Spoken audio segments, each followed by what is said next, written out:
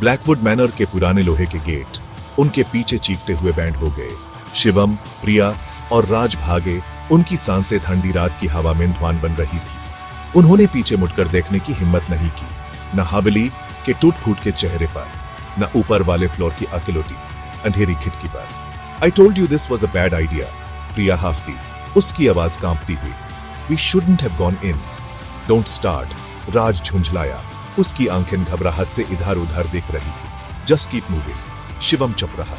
जब से वो हवेली में कदम रखा था, तब से उसको लगी हुई डर की फीलिंग वो छुड़ा नहीं पा रहा था। वो अभी भी घर के खामोशी को अपने ऊपर दबते हुए महसूस कर सकता था। अभी भी अंधेरे में अपने नाम की धीमी आवाज गूंजती हुई सुन सकता था।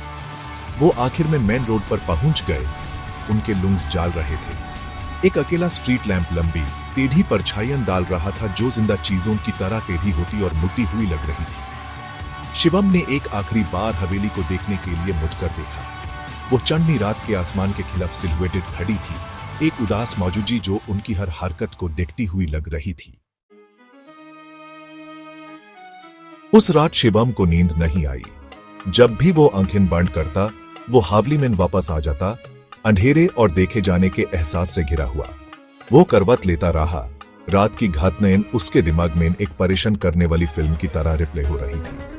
अगली सुबह अजीब चीजें होने लगी। चीजें अपने आप हिलने लगी। फिर आता हुआ उसके पीछे कमरे से कमरे में जाता। वो अपनी नजर के कोने में झांकती हुई परछाइयों की झलक पकड़ता। जैसे ही वो उनका सामना करता, वो गायब हो जाती। एक शाम जब वो अपने परिवार के साथ डिनर के लिए बैठा, बत्तियां झिलमिलाए और बुझ गए। कमरा अंधेरे में डूबा हुआ था। शिवम ने एक ठंडी हाथ को अपनी कलाई पकड़ते हुए महसूस किया। शिवम, एक आवाज उसके कान में फुसफाए, उसकी रीढ़ की हड्डी में कंपन भेजती थी। You shouldn't have come. बत्तियां वापस जल गई। उसका परिवार अपना खाना जारी रखा, उस आतंक से बेखबर जो उस पकड़ चुका था। शिवम अपनी कलाई को घूरता रहा। ठंडी हाथ का एहसास उसके जाने के बाद भी लंबा समय तक बना रहा। प्रिया सबसे पहले गायब हुई।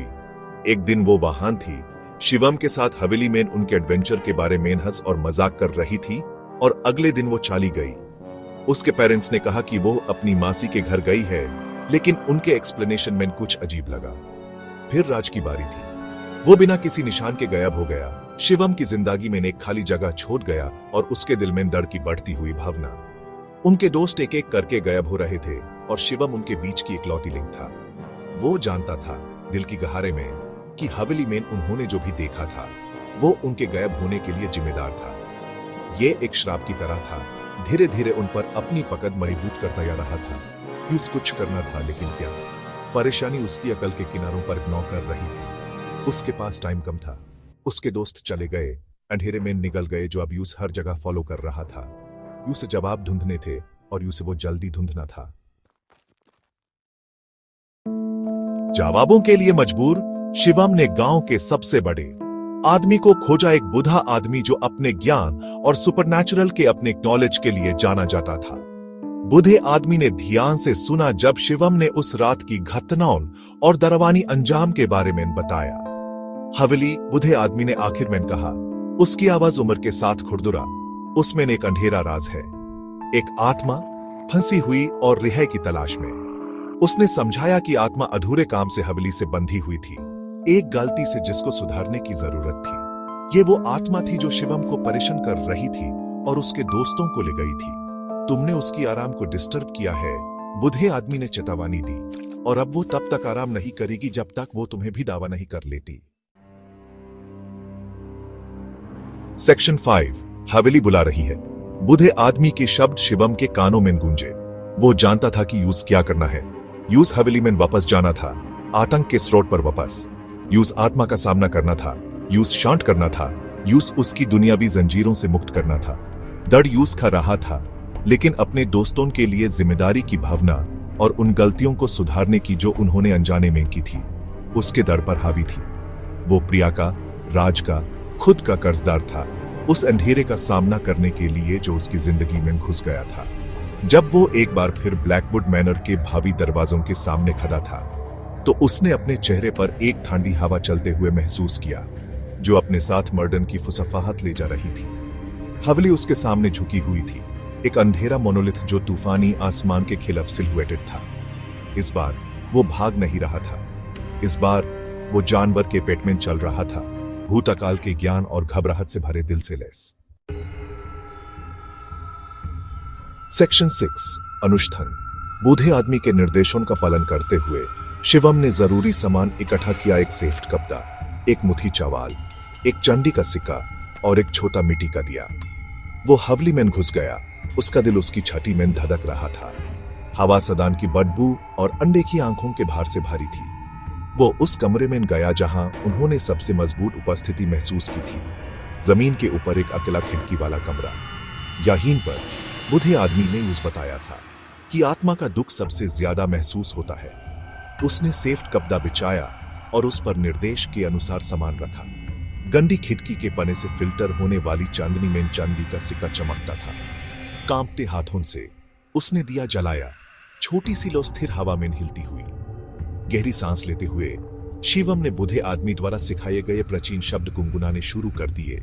हवा और ठंडी हो गई और कमरे में परछाइयां गहरी और तेजी होने लगी। सेक्शन 7 शांतिपूर्ण विदाई। जैसे ही उसने जाप किया, उसने कमरे में एक उपस्थिति को मजबूत होते महसूस किया। एक ठंडे हाथ ने उसके गाल को छुआ, जिससे उसकी रीढ़ की हड्डी में कंपन आ गया। लेकिन इस बार इसमें कोई बुरे नहीं थी, सिर्फ एक गहरा, हड्डियों को ठंडा कर देने वाला दुख था। उसने जाप खत्म किया और आंखें बैंड कर ली। प्रिया और राज की तस्वीर बनाई, उनके मुस्कुराते हुए चेहरे। उसने अपने दुख और पछतावे को कमरे की खामोशी में डाल दिया। इसे आत्मा को शांति की भेंट के रूप में पेश किया। हवा फट गई, दिए की लो फट गई और बुझ गई। जब शिवम ने आंखें खोली तो यूं हल्का महसूस हुआ जैसे उसके कंधों से कोई बोझ उतार गया हो।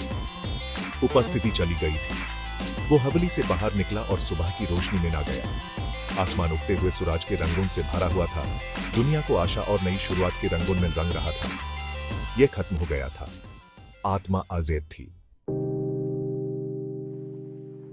सेक्शन 8 वरदान और श्राप। या था जैसे जैसे दिन हफ्तों में बादले और हवली की याद धुंधली होती गई, शिवम ने अपने अंदर एक बदलाव देखा। वो अनदेखी दुनिया के प्रति ज्यादा संवेदनशील था। हवा की फुसफाहट और अपनी नजर के किनारे पर नचने वाली परछाइयों के प्रति ज्यादा सतर्क था। वो आत्माओं की उपस्थिति को महसूस कर सकता था, उनके दुख और दर्द को अपने जैसा महसूस कर सकता था। ये एक वरदान था, बूढ़े आदमी ने उस बताया, आत्मा की दुनिया से उसकी मुलाकात का नतीजा। लेकिन यह एक श्राप भी था। वो अब एक मध्यम था, जीवितों की दुनिया और मर्डन के देश के बीच एक पुल, और आत्माएं दोनों नेक और बुरी उसकी तरफ खिंची चली आती थी। सेक्शन 9 अनुटारे प्रासन। शिवम के लिए जिंदगी ने एक अजीब मोड़ ले लिया था।